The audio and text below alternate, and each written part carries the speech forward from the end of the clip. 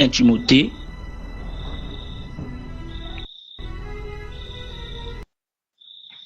En Timothée chapitre 4, versets 11 à 16. 11 à 16. Je lis pour la gloire de Jésus. Il est écrit: Déclare ces choses et enseigne-les, que personne ne méprise ta jeunesse, mais sois un modèle pour les fidèles, en parole, en conduite, en charité, en foi et en pureté. Jusqu'à ce que je vienne, applique-toi à la lecture, à l'exhortation, à l'enseignement.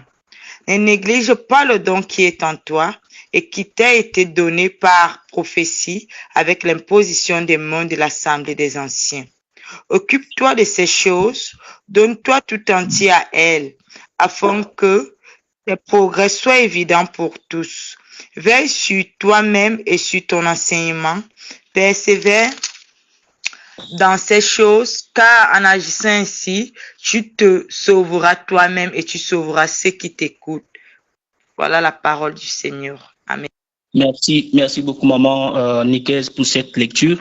Alors, cet après-midi, aujourd'hui, on avait bénéficié d'une exhortation qui nous a vraiment édifié, venant de la part de l'homme de Dieu, le pasteur Giscard, qui a parlé dans le thème, je crois, qui me servira ou un truc comme ça. Alors, aujourd'hui, ce soir, j'aimerais encore marteler sur un point qui va encore nous aider à vraiment bien nous positionner dans le service de Dieu. Et dans le service de Dieu, il est important pour nous de savoir que le service de Dieu, ce n'est pas seulement pour les pasteurs. Le service de Dieu, ce n'est pas seulement pour les évangélistes, ce n'est pas seulement pour les prophètes, ce n'est pas seulement, comment on appelle encore, pour les prophètes, les évangélistes, les pasteurs, les enseignants, mais c'est pour tout enfant de Dieu qui, n'est-ce pas, est né de nouveau. Toute personne qui a accepté Jésus est appelée à servir Dieu, n'est-ce pas, dans une, comment on appelle, dans un couloir quelconque. Alors, tu dois identifier dans quel couloir Dieu veut que tu puisses le servir. Comme l'homme de Dieu avait dit, qui va servir Dieu? Qui? Alors, aujourd'hui, le Seigneur veut encore que tu sois cette personne qui se reconnaisse comme son serviteur. En tant que serviteur de Dieu, tu es appelé à te mettre au service de Dieu. Tu es appelé à servir le Seigneur avec ton cœur, avec ton esprit, avec tout ton être, afin que Dieu soit glorifié, parce que tu es un instrument que Dieu a choisi pour sa gloire. Alors ici, nous voyons dans ce texte l'apôtre Paul qui s'adressait à son serviteur, ou à son fils plutôt, à son fils Timothée, et il lui parlait, il lui donnait des conseils, et dans le verset 11, il lui fait comprendre: déclare ces choses et enseigne-les. Déclare ces choses et enseigne-les. Que personne ne méprise ta jeunesse, mais sois un modèle pour les fidèles en parole, en conduite, en charité, en foi, en pureté. Alors, déjà, ce que je voudrais souligner ici, le premier mot que je dois souligner, c'est quoi? Modèle. C'est quoi être un modèle? Être un exemple pour les autres. Dans le service ou dans le ministère où Dieu nous appelle à être des modèles. Dieu nous appelle à être des personnes qu'on peut copier quelque chose d'elles. Dieu nous appelle à être des personnes exemplaires dans le ministère ou dans la marche chrétienne. Nous devons être des personnes qui reflètent l'image de Jésus, et au travers de cette image, les gens également vont copier des bonnes choses que nous faisons, et ça va permettre à ce que le royaume de Dieu puisse avancer. Dieu, tu dois veiller sur ta façon de servir Dieu. Tu dois transmettre quelque chose à la société, à ta famille. C'est pourquoi l'homme de Dieu parlait aujourd'hui de l'évangélisation qui est beaucoup négligée par beaucoup d'enfants de Dieu. Et pendant que j'étais en train de modérer, le Seigneur m'a amené dans un texte où j'avais lu, j'ai parlé de Jérémie qui a dit à Dieu: je ne suis qu'un enfant, je ne peux pas prêcher, je ne peux pas parler parce que ma langue pèse, je n'ai pas de mots. Alors Dieu lui a dit: qui t'a dit que tu es un enfant? Lorsque Dieu t'appelle à le servir, bien-aimé, si toi-même tu ne te considères pas personne ne va te considérer. Si toi-même tu ne te considères pas, tu ne pourras pas effectuer ou tu ne pourras pas exercer cette tâche que Dieu t'a confiée. La première des choses que Dieu t'appelle à considérer, c'est que tu dois considérer la grâce qu'il a déposée dans ta vie. Tu dois considérer les potentialités qu'il a mis en toi. Alors, lorsque Jérémie dit dans ce passage de Jérémie chapitre 1, il dit que je ne suis qu'un enfant. Ici, le terme enfant ici renvoie à quoi? À l'incapacité, à l'immaturité. Alors, dans le passage de 1 Pierre 1 Timothée plutôt, le chapitre 4 que nous venons de lire tout à l'heure, à partir du verset 12, il dit que personne ne méprise ta jeunesse. Alors, la jeunesse ici, ce n'est pas seulement fonction d'âge. Il ne parlait pas seulement en termes d'âge, mais il parlait également en termes de conversion. Il y a des gens que peut-être tu es venu nouvellement dans la foi. Peut-être tu as fait peut-être seulement 1 an dans la foi. Peut-être tu n'as pas d'expérience dans la foi et tu te dis que je ne suis qu'un enfant dans cette histoire. Je ne suis qu'un arriviste. Je ne suis qu'une personne inexpérimentée, un amateur. Je n'ai pas encore cette habilité ou cette capacité de servir Dieu. Tu te trompes et c'est faux. Alléluia. Parce qu'avec Dieu, lorsque nous venons dans le Seigneur Jésus, il y a une onction fraîche. Il y a une onction qui vient nous capaciter. Il y a une onction que Dieu manifeste en nous qui nous donne la capacité d'exercer dans ce couloir où Dieu nous a placés. Quel que soit le domaine dans lequel Dieu t'a appelé, Dieu te confère. Dieu te donne la capacité d'exercer. Tu ne dois pas te négliger. Tu ne dois pas dire que moi, je n'ai pas la capacité de modérer. Je n'ai pas la capacité de servir Dieu. Je ne suis qu'un jeune. Je ne suis qu'un enfant. Je n'ai pas encore de l'expérience. S'il vous plaît, le micro. Je n'ai pas de l'expérience.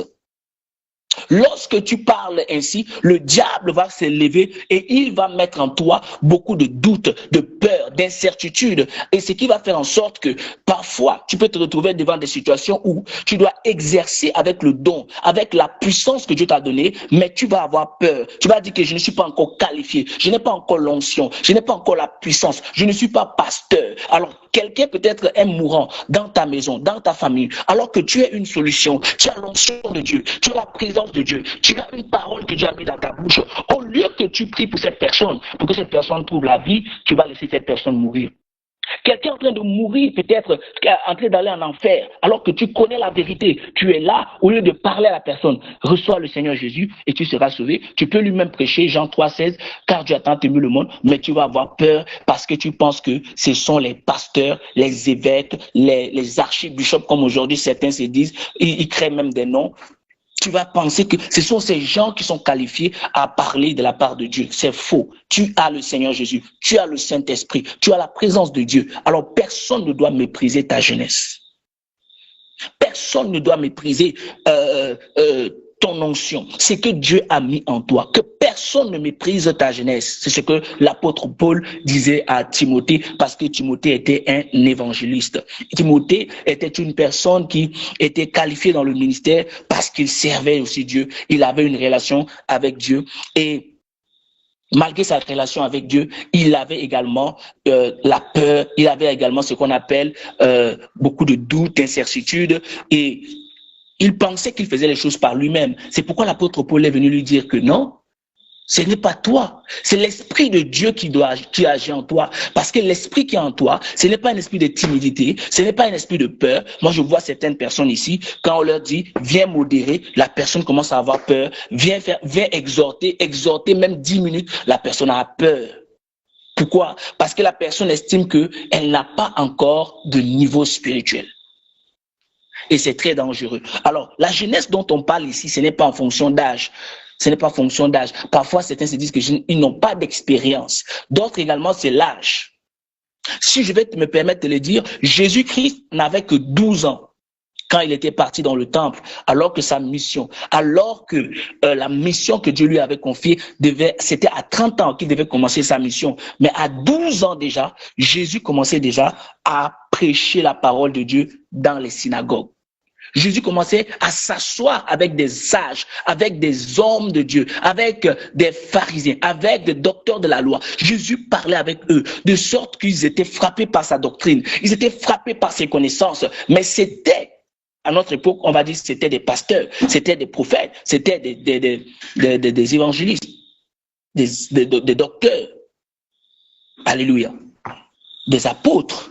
Mais Jésus leur parlait. Bien-aimé, la connaissance de la parole de Dieu n'est pas fonction d'un niveau quelconque. C'est le Saint-Esprit de Dieu. C'est le Saint-Esprit qui peut t'utiliser. Que ce soit pour la prédication, que ce soit pour rendre service dans tel ou tel autre domaine, parce qu'il y a servir Dieu, ce n'est pas seulement prêcher. Servir Dieu, tu peux chanter, c'est servir. Tu peux exhorter, c'est servir. Tu peux modérer, c'est servir. Tu peux balayer l'église, c'est servir. Tu peux faire ceci, tu peux faire cela. Il y a beaucoup de choses que Dieu nous appelle à faire en tant qu'enfants de Dieu. Mais beaucoup d'enfants de Dieu se négligent dans ces choses et ils ont peur.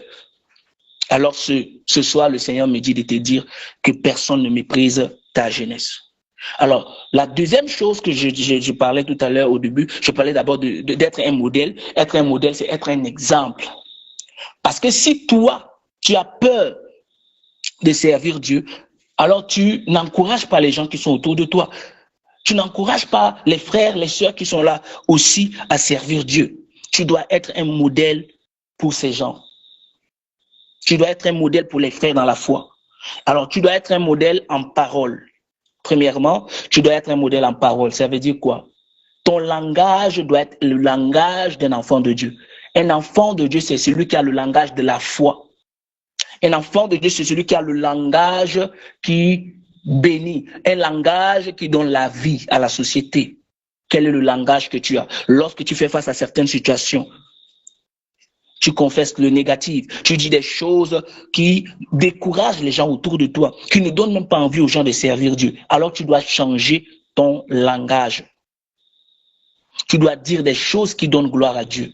Ta bouche est sanctifiée pour dire des choses qui donnent gloire à Dieu. Pas des choses impures, pas des grossièretés, pas des paroles mensongères, pas des paroles qui n'honorent pas Dieu. Si quelqu'un te voit prier et tu viens encore mentir, la personne ne va plus croire même si tu viens lui parler de Jésus, parce que la personne va dire que cette personne dit des choses comme ça, mais sa vie ne glorifie pas Dieu. Donc, nous devons avoir des paroles qui donnent gloire à Dieu. Nous devons être des modèles par nos paroles. Deuxième chose, par ta conduite.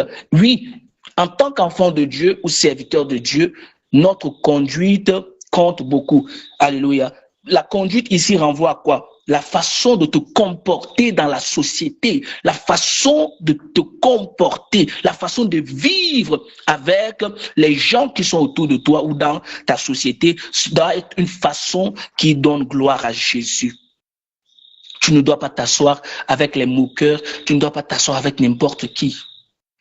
Tu ne dois pas marcher avec n'importe qui. Tu ne dois pas insulter les gens. Tu ne dois pas calomnier. Tu ne dois pas t'habiller n'importe comment. Alléluia. Ta conduite est très importante. Les gens ne regardent pas à ce que nous prêchons. Là, les gens regardent d'abord à notre conduite. Même si je te prêche comment, mais les gens vont d'abord regarder, est-ce que le pasteur Ronald là, est-ce qu'il vit bien? Est-ce que sa façon de vivre, est-ce que sa façon de traiter les gens, est-ce que sa façon de faire les choses honore Dieu? C'est d'abord ça que les gens voient avant d'écouter ce que tu leur dis. Alors, pour évangéliser, ce n'est pas seulement aller dire Jésus t'aime, non, mais ta conduite. Comment tu vis en société? Qu'est-ce que tu fais? C'est ce que tu fais que les gens voient. La troisième chose, il dit ta charité. Tu dois être fidèle en charité. La charité ici, c'est l'amour. J'avais prêché déjà, j'avais prêché cela récemment. 1 Corinthiens chapitre 13, je crois, verset 1 à 13 nous parle de la charité. Et dans ce passage, c'est tellement riche. Ici, la charité, c'est l'amour. L'amour ne soupçonne pas le mal. L'amour ne se réjouit pas de l'injustice. L'amour supporte tout. L'amour croit tout. L'amour espère tout. L'amour ne se vante point. L'amour ne cherche pas son intérêt. L'amour. Alors, un enfant de Dieu qui veut être un vrai modèle pour les autres doit aimer. On doit s'aimer. Tu dois aimer. Avec l'amour, tu peux gagner les gens à Jésus. Rien que par ta façon d'aimer les gens. Rien que par ta façon de donner de la tendresse autour de toi peut amener les gens à Jésus. Donc, il faut être un modèle en charité. Il faut être un modèle en foi. Alléluia. Être un modèle en foi, c'est quoi? Là où tout le monde recule, toi, tu ne recules pas. Là où tout le monde pense que c'est impossible, mais toi, tu crois que c'est possible. Là où tout le monde pense que rien de bon ne peut se manifester, mais toi, tu crois que Dieu peut faire. Et ta foi va challenger quelqu'un. Ta foi va amener quelqu'un aussi à croire en Dieu. Ta foi va amener quelqu'un aussi à faire confiance à Dieu.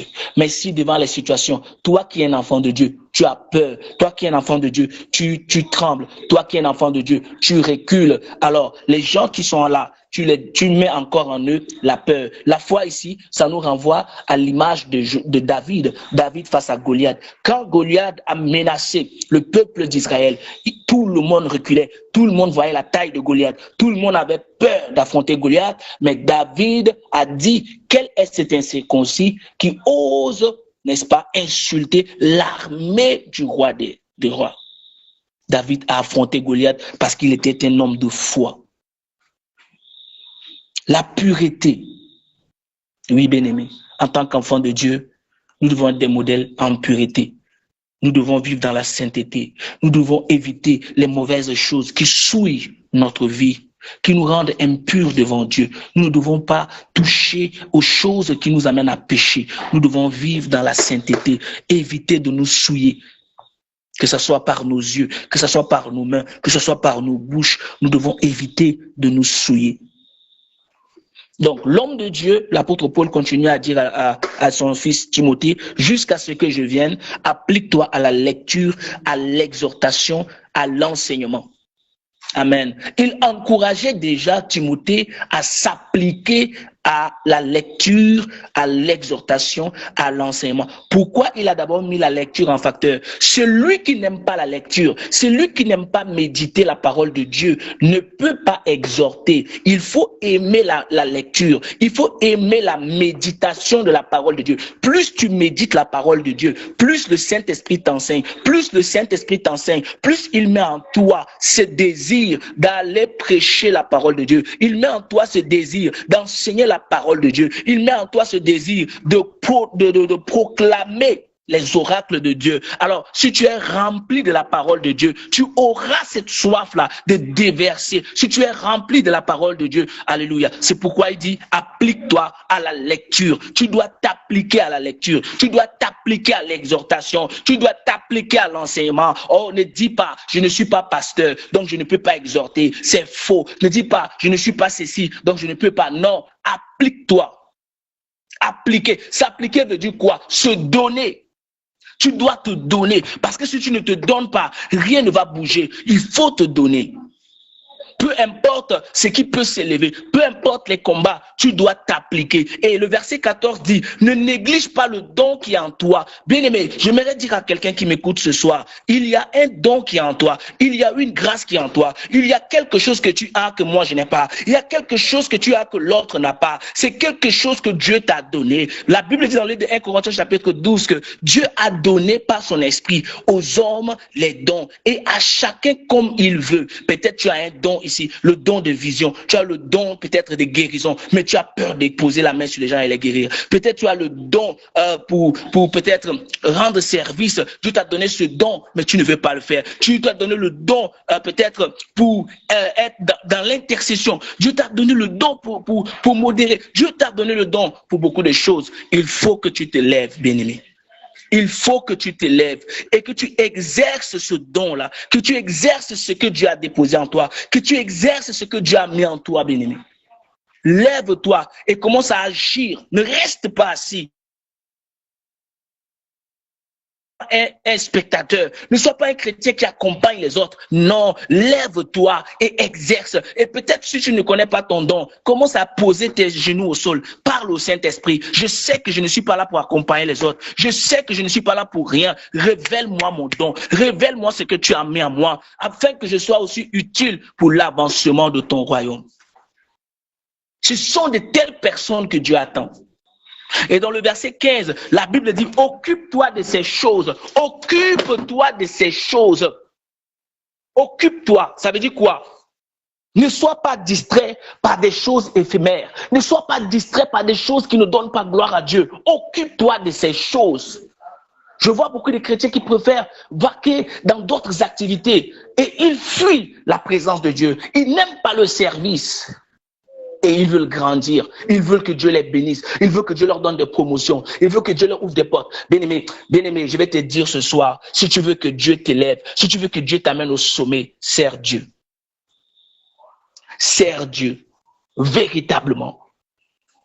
Il y a des gens ici qui me posent la question, mais Pasteur Ronald, toi tu es dans un pays étranger, tu fais comment pour vivre? Mais en réalité, si je vous dis, je vis le témoignage de Dieu.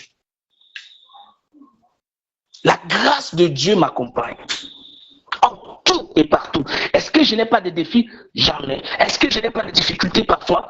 Ça ne manque pas. Est-ce que je n'ai pas des épreuves parfois? Ça ne manque pas non plus. Mais même dans les épreuves, le Seigneur me montre sa fidélité. Même dans les combats, le Seigneur me montre sa fidélité. Dieu ne m'a jamais abandonné. Et Dieu ne t'a jamais. Si tu le sers véritablement, si tu te donnes totalement à lui, peu importe le lieu, même si c'est dans un lieu désert, Dieu va toujours pourvoir. Dieu va toujours disposer les ressources pour te maintenir en vie, pour que tu ne manques de rien. Mais il faut le servir. Est-ce que tu es prêt à servir Dieu? Est-ce que tu es prêt à être un modèle pour les autres? Ne néglige pas le don qui est en toi, qui t'a été donné. Soit par prophétie, il y a d'autres qui ont reçu le don par prophétie, d'autres par imposition de main. Alléluia. D'autres par révélation. Ça dépend de comment tu l'as reçu. Occupe-toi de ces choses. Donne-toi tout entier à elles, afin que tes progrès soient comment? Évidents pour tous. Bien-aimé, tes progrès doivent être évidents pour tout le monde. Tes progrès ne doivent pas être seulement évidents pour Dieu. Parce que parfois, certains disent que non, Dieu voit mon cœur. Dieu ne traite pas seulement avec ton cœur. C'est vrai, Dieu voit ton cœur, mais Dieu veut voir aussi tes actions. Celui qui a la foi, ça se démontre par des actions. Arrêtons de dire des choses qui n'ont pas de sens. Quelqu'un qui est zélé pour Dieu, ça se voit, ça se reconnaît. Quelqu'un qui est zélé pour Dieu, ça ne se cache pas. Lui-même, il ne peut pas se taire. Il ne peut pas. Il ne peut pas. Quelqu'un qui est zélé pour Dieu, on le voit. Pas parce qu'il veut se montrer, mais tes actions vont parler.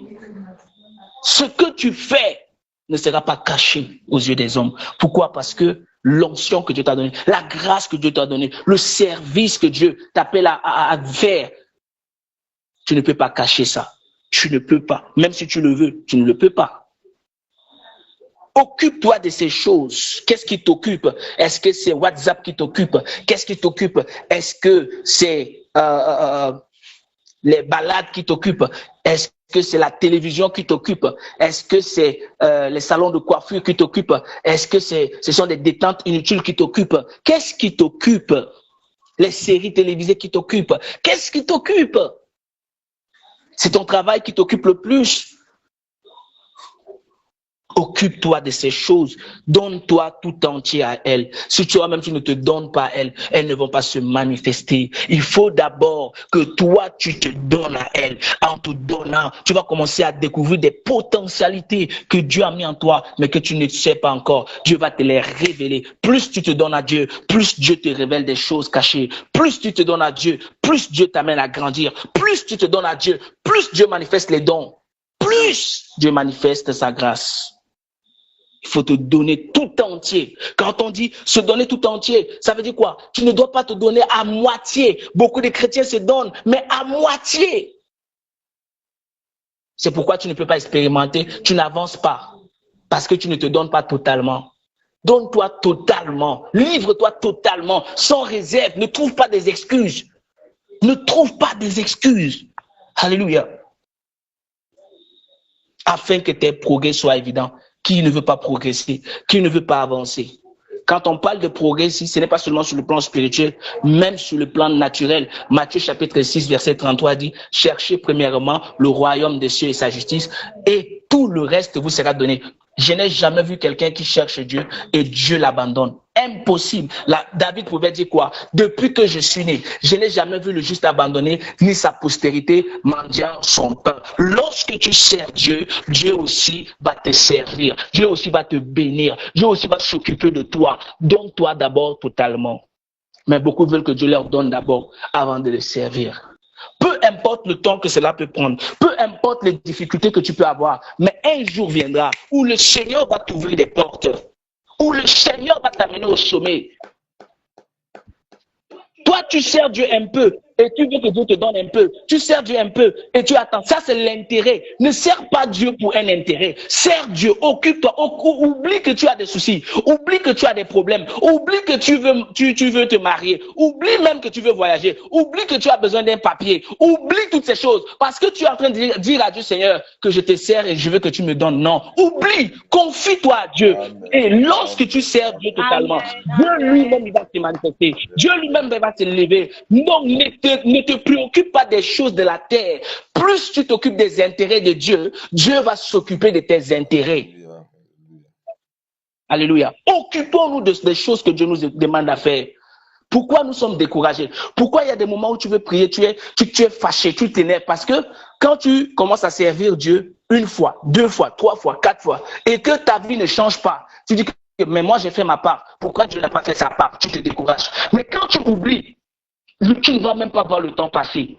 Et Dieu va te surprendre aussi avec ta bénédiction sans que tu ne t'en rendes compte. Plus tu es conscient du temps qui passe, plus le temps va passer et tu n'auras rien. Oublie tout ça. Oublie tes difficultés. Oublie que tu as des problèmes. Oublie que tu as des soucis. Ton problème, c'est de voir les âmes être sauvées. Ton problème, c'est de voir le royaume de Dieu avancer. Ton problème, c'est de faire plaisir à Dieu. Alors, bien-aimé, fais de l'Éternel tes délices. Fais de l'Éternel tes délices. Et il te donnera ce que ton cœur désire. Ce n'est pas le pasteur Ronald qui te parle. C'est Dieu qui te dit, fais de l'Éternel tes délices. Est-ce que tu as fait de l'Éternel tes délices? Est-ce que tu as fait de l'Éternel ta priorité? Est-ce que Dieu est ta priorité? Ou bien tu cherches Dieu pour un intérêt. Si Dieu ne me bénit pas, tu pries comme quelqu'un qui veut dormir. Seigneur Jésus, toi-même tu vois. Bien-aimé, sers Dieu. Dieu va te bénir. Dieu bénit ceux qui le servent. La Bible dit qu'il est le rémunérateur de ceux qui le cherchent. Dieu n'est pas injuste pour oublier l'œuvre que nous rendons aux saints. Il n'est pas injuste pour t'oublier. L'homme peut t'oublier, mais Dieu n'est pas injuste. Quand il te dit qu'il va te bénir, il va bénir. Alléluia. Occupe-toi. Et le dernier verset, le verset 16 dit, veille sur toi-même et sur ton enseignement, persévère dans ces choses, car en agissant ainsi, tu te sauveras toi-même et tu sauveras ceux qui t'écoutent. Alléluia. Vous savez, nous qui sommes serviteurs de Dieu, les pasteurs, nous-mêmes, ça ne nous laisse pas. Nous-mêmes, parfois, c'est difficile. Mais on ne regarde pas que, oh, j'ai des problèmes. On ne regarde pas. Parfois, tu peux même prier pour quelqu'un. La personne peut aller, la personne peut venir te voir. Pasteur, prie pour moi.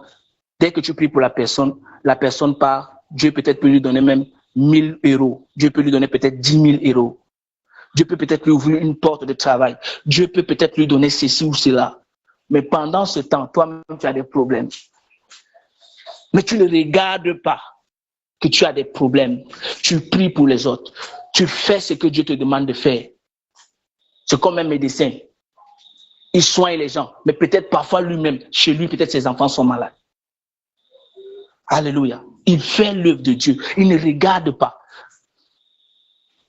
C'est pourquoi l'apôtre Paul dit, veille sur toi-même et sur ton enseignement. Persévère dans ces choses, car en agissant ainsi, tu te sauveras toi-même et tu sauveras ceux qui t'écoutent. Bien-aimé, chaque fois que tu te préserves des mauvaises choses, chaque fois que tu cherches à sauver les autres, tu te sauves toi-même. Et si tu es un modèle, si tu ne tombes pas dans le mal, tu es en train de sauver aussi beaucoup de personnes. Tu es aussi en train de préserver beaucoup de vies. Mais si toi qui prêches l'amour, on ne te voit pas exercer l'amour. Si toi qui prêches la foi, on ne te voit pas manifester la foi. Si toi qui prêches le pardon, on ne te voit toi-même tu ne pardonnes pas. Si toi qui prêches donner, toi-même tu ne donnes pas. Si toi qui prêches ceci ou cela, tu ne le fais pas, ça va jouer aussi sur les gens qui t'écoutent. Préservons les gens. Soyons des modèles bénis. Dieu veut que nous soyons des modèles en parole, en conduite, en charité, en tout. Tu dois être un modèle dans la société. Alléluia. C'est très important pour nous. Donc, bien-aimé, je vais encourager quelqu'un ce soir à ce que tu ne te relâches pas, à ce que tu ne te décourages pas, à ce que tu te lèves et que tu agisses. On va ouvrir nos micros et on va prier. On va prendre quelques sujets de prière. Dans le livre de 1 Timothée chapitre 4, verset 11, la Bible dit, prescris et enseigne ces choses. Prescris et enseigne ces choses. Tu vas dire à Dieu, Seigneur, donne-moi l'assurance de prescrire et d'enseigner ta parole avec audace au nom de Jésus. Que ma bouche ne se taise pas, que je puisse prêcher ta parole partout, dans ma famille, dans tous les lieux où tu vas m'amener. Je veux prêcher ta parole au nom puissant et glorieux de Jésus. Ouvre ton micro et commence à prier dans le nom de Jésus. Donne-moi, Seigneur, d'être quelqu'un qui prêche ta parole, quelqu'un qui prêche ta parole, ta parole avec audace dans le nom de Jésus. Seigneur, que tu accordes la grâce d'enseigner ta parole partout, que ce soit que ce soit ma famille, que ce soit mes amis, que ce soit personne qui pourra donne-moi la grâce d'éternel de parle de ta parole, de prêcher ta parole, au nom du Seigneur de Jésus. Oh, comme